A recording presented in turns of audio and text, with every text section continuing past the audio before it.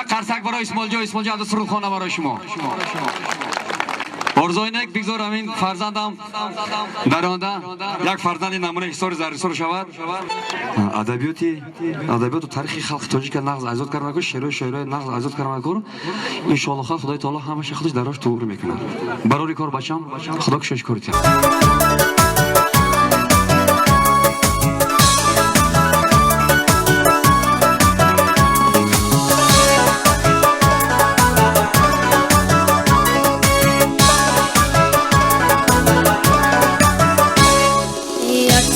خجان دی‌هاد آینه دلرا چون مӯҷизи ساو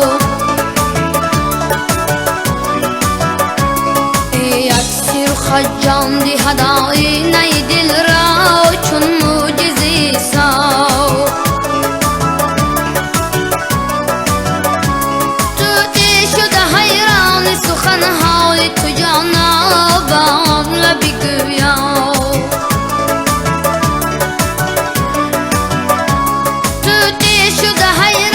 سخنهای تو جانا با لبی گویا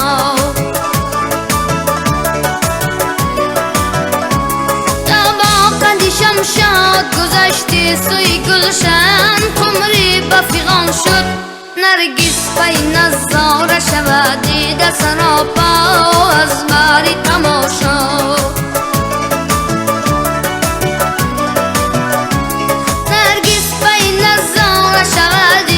سراپا از باری تماشا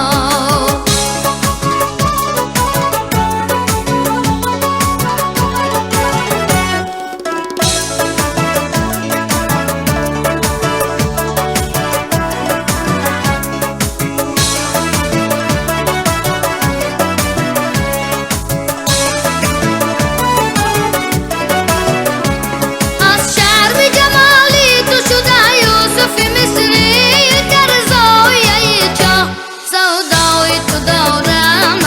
وامِقu Узро تنها نزلیخا